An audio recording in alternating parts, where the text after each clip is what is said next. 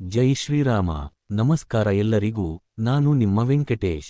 ಇಂದು ನಾವು ತಿಳಿದುಕೊಳ್ಳಬೇಕಿರುವುದು ಮಹಾಭಾರತದ ಆದಿಪರ್ವದ ದ್ವಿತೀಯಾಶ್ವಾಸದ 3ನೇ ಭಾಗ.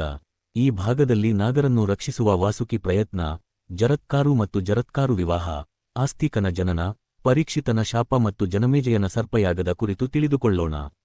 ನಾಗರನ್ನು ರಕ್ಷಿಸುವ ಪ್ರಯತ್ನ. ಆದಿಶೇಷನು ಹೋದ ನಂತರ ಕದ್ರುವಳ ಮಕ್ಕಳಾದ ನಾಗರು ಭಯದಿಂದ ನಡುಗಿದರು. ಸರ್ಪಯಾಗದಿಂದ ನಾವು ನಾಶವಾಗುತ್ತೇವೆ ಎಂಬ ಭಯ ಅವರಿಗೆ ಬಂತು.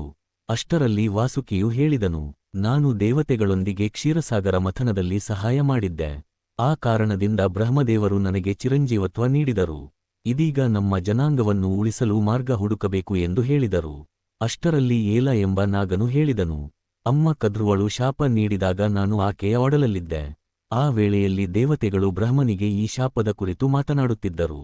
ಬ್ರಹ್ಮದೇವರು ಹೇಳಿದರು, ನಾಗರು ಲೋಕಕ್ಕೆ ಹಾನಿ ಮಾಡುವರು, ಆದ್ದರಿಂದ ಈ ಶಾಪವು ಲೋಕದ ಹಿತಕ್ಕಾಗಿ. ಆದರೆ ಒಳ್ಳೆಯ ನಾಗರು ಕೂಡ ಇರುವರು. ಅವರನ್ನು ಉಳಿಸುವವರು ಪರುಷನಾದ ಜರತ್ಕಾರು ಮತ್ತು ಅವನ ಪತ್ನಿ ಜರತ್ಕಾರು ಅವರಿಗೆ ಹುಟ್ಟುವ ಆಸ್ತಿಕನಾಗಿರುವನು ಎಂದು ದೇವತೆಗಳು ಹೇಳಿದರು. ವಾಸುಕಿಯು ತನ್ನ ಸಹೋದರಿ ಜರತ್ಕಾರುವನ್ನು ಜರತ್ಕಾರುವಿಗೆ ವಿವಾಹ ಮಾಡಲು ನಿರ್ಧರಿಸಿದನು. ಜರತ್ಕಾರು ಒಬ್ಬ ಮಹರ್ಷಿ, ಬ್ರಹ್ಮಚರ್ಯವನ್ನು ಪಾಲಿಸುತ್ತಿದ್ದನು. ಒಂದು ದಿನ ಅವನು ಒಂದು ಹಳ್ಳದ ಬಳಿ ಎಲಿಗಳು ಕೊರೆದು ಹಾನಿಗೊಳಿಸಿದ ಹುಲ್ಲಿನ ಕಟ್ಟೆಯನ್ನು ಕಂಡನು.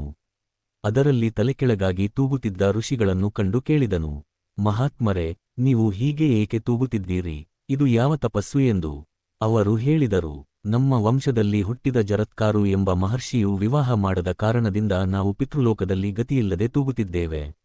ಅವನಿಗೆ ಕಂಡರೆ ವಿವಾಹ ಮಾಡಿ ವಂಶವನ್ನು ಮುಂದುವರಿಸಲು ಹೇಳು ಎಂದು ಹೇಳಿದರು.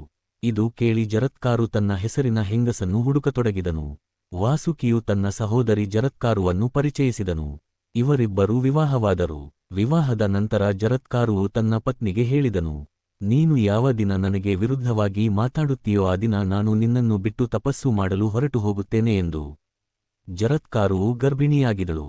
ಒಂದು ದಿನ ಸಂಧ್ಯಾ ಸಮಯದಲ್ಲಿ ಅವನ ತಲೆಯ ಮೇಲೆ ಕೈಯಿಟ್ಟು ಅವನನ್ನು ಎಬ್ಬಿಸಿ ಸಂಧ್ಯಾವಂದನೆಗೆ ಸಮಯ ಆಯಿತು ಎಂದು ಹೇಳಿದಳು. ಜರತ್ಕಾರು ಕೋಪಗೊಂಡು ನಮ್ಮ ಒಪ್ಪಂದದಂತೆ ನಾನು ಈಗ ನಿನ್ನನ್ನು ಬಿಟ್ಟು ಹೋಗುತ್ತೇನೆ ಎಂದು ಹೇಳಿ ಹೊರಟನು. ಜರತ್ಕಾರುವು ತನ್ನ ಸಹೋದರ ವಾಸುಕಿಯ ಮನೆಗೆ ಹೋದಳು. ಅಲ್ಲಿ ಆಸ್ತಿಕನಿಗೆ ಜನ್ಮ ನೀಡಿದಳು. ಆಸ್ತಿಕನು ಚ್ಯವನ ಮಹರ್ಷಿಯ ಪುತ್ರನಾದ ಪ್ರಮತಿ ಮುನಿಯ ಬಳಿ ವಿದ್ಯಾಭ್ಯಾಸ ಮಾಡಿದ್ದನು. ಇದೀಗ ಪರೀಕ್ಷಿತನ ಶಾಪದ ಕುರಿತು ತಿಳಿದುಕೊಳ್ಳೋಣ. ಅರ್ಜುನನ ಮಗ ಅಭಿಮನ್ಯು, ಅವನ ಪತ್ನಿ ಉತ್ತರ. ಅವರ ಮಗ ಪರೀಕ್ಷಿತನು ಬೇಟೆಗೆ ಹೋದನು. ಅವನಿಗೆ ದಾಹವಾಗಿ ಒಂದು ಆಶ್ರಮಕ್ಕೆ ಬಂದನು. ಅಲ್ಲಿ ಶಮೀಕ ಮುನಿ ತಪಸ್ಸಿನಲ್ಲಿ ಇದ್ದನು. ಪರೀಕ್ಷಿತನು ಕೇಳಿದನು, ಮಹರ್ಷಿ, ನಾನು ವೇಟಾಡುತ್ತಿರುವ ಮೃಗ ಈ ದಾರಿಗೆ ಬಂದಿದೆಯೇ ಎಂದು. ಆದರೆ ಶಮೀಕನು ಧ್ಯಾನದಲ್ಲಿದ್ದುದರಿಂದ ಉತ್ತರ ನೀಡಲಿಲ್ಲ. ಆಗ್ರಹದಿಂದ ಪರೀಕ್ಷಿತನು ಅಲ್ಲಿ ಇದ್ದ ಸತ್ತ ಹಾವನ್ನು ಎತ್ತಿ ಶಮೀಕನ ಕುತ್ತಿಗೆಗೆ ಹಾಕಿದನು. ಶಮೀಕನ ಶಿಷ್ಯ ಕೃಶನು ಇದನ್ನು ನೋಡಿ ಶಮೀಕನ ಮಗ ಶೃಂಗಿಗೆ ತಿಳಿಸಿದನು. ಶೃಂಗಿ ಕೋಪದಿಂದ ಶಾಪ ನೀಡಿದನು, ನನ್ನ ತಂದೆಯನ್ನು ಅವಮಾನ ಮಾಡಿದ ಪರೀಕ್ಷಿತನು 7 ದಿನಗಳಲ್ಲಿ ತಕ್ಷಕ ಎಂಬ ನಾಗರಾಜನ ಕಾಟಿನಿಂದ ಸಾಯಲಿ ಎಂದು. ಶಮೀಕನು ಇದನ್ನು ತಿಳಿದು ದುಃಖಪಟ್ಟನು. ಮಗನೇ, ಕೋಪವು ಅನರ್ಥದ ಮೂಲ, ಪರೀಕ್ಷಿತನು ಧರ್ಮನಿಷ್ಠ ರಾಜನು ಎಂದು ಹೇಳಿ ಶಾಪವನ್ನು ಹಿಂತೆಗೆದುಕೊಳ್ಳು ಎಂದನು. ಆದರೆ ಶೃಂಗಿ ಒಪ್ಪಲಿಲ್ಲ.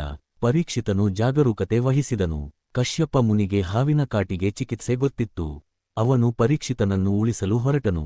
ಮಧ್ಯದಲ್ಲಿ ತಕ್ಷಕನು ಕಶ್ಯಪನನ್ನು ಭೇಟಿ ಮಾಡಿ ಹೇಳಿದನು, ಈ ಶಾಪದಿಂದ ಪರೀಕ್ಷಿತನನ್ನು ಯಾರೂ ಉಳಿಸಲಾರರು ಎಂದು. ಕಶ್ಯಪನು ಅಸಮ್ಮತಿಸಿದನು. ತಕ್ಷಕನು ಹತ್ತಿರದ ಮರವನ್ನು ಕಚ್ಚಿ ಬೂದಿಗೊಳಿಸಿದನು. ಕಶ್ಯಪನು ಅದನ್ನು ಮಂತ್ರದಿಂದ ಮತ್ತೆ ಜೀವಂತಗೊಳಿಸಿದನು. ಇದರಿಂದ ತಕ್ಷಕನು ಆಶ್ಚರ್ಯಗೊಂಡು ಕಶ್ಯಪನಿಗೆ ಉಡುಗೊರೆ ನೀಡಿ ಹಿಂತಿರುಗುವಂತೆ ಮಾಡಿದನು. ನಂತರ ತಕ್ಷಕನು ಪರೀಕ್ಷಿತನ ಬಳಿಗೆ ಹೋದನು. ಹಣ್ಣುಗಳಲ್ಲಿ ಅಡಗಿ ವಿಷದಿಂದ ಕಚ್ಚಿ ಅವನನ್ನು ಕೊಂದನು. ಇದೀಗ ಸರ್ಪಯಾಗದ ಕುರಿತು ತಿಳಿದುಕೊಳ್ಳೋಣ. ಪರೀಕ್ಷಿತನ ಮರಣದಿಂದ ಕೋಪಗೊಂಡ ಜನಮೇಜಯನು ಸರ್ಪಯಾಗ ಮಾಡಲು ನಿರ್ಧರಿಸಿದನು. ಋತ್ವಿಕರನ್ನು ಕರೆಯಿಸಿ ಯಾಗ ಪ್ರಾರಂಭಿಸಿದನು. ಯಾಗದ ಅಗ್ನಿಯಲ್ಲಿ ಹಾವುಗಳು ಬೀಳುತ್ತಿದ್ದುವು. ತಕ್ಷಕನು ಭಯದಿಂದ ಇಂದ್ರನ ಆಶ್ರಯವನ್ನು ಬೇಡಿದನು. ಇಂದ್ರನು ಆತಂಕಪಡಬೇಡ ಎಂದು ಹೇಳಿದರು. ಆದರೆ ಋತ್ವಿಕರು ಯಾಗಕ್ಕೆ ತಕ್ಷಕನನ್ನು ಇಂದ್ರನೊಂದಿಗೆ ಆಹ್ವಾನಿಸಿದರು. ಭಯದಿಂದ ಇಂದ್ರನು ತಕ್ಷಕನಿಗೆ ನಿನ್ನ ದಾರಿಯಲ್ಲಿ ಹೋಗು ಎಂದನು.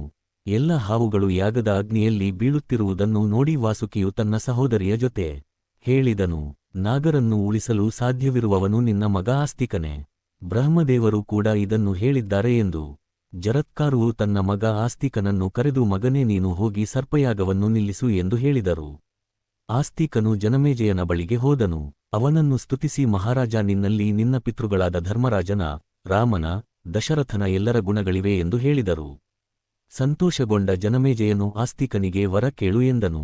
ಆಸ್ತಿಕನು ಹೇಳಿದನು, ಈ ಸರ್ಪಯಾಗವನ್ನು ನಿಲ್ಲಿಸಿ ನನ್ನ ಬಂಧುಗಳನ್ನು ರಕ್ಷಿಸು ಎಂದು. ಆಸ್ತಿಕನ ಮಾತನ್ನು ಗೌರವಿಸಿ ಜನಮೇಜಯನು ಸರ್ಪಯಾಗವನ್ನು ನಿಲ್ಲಿಸಿದನು.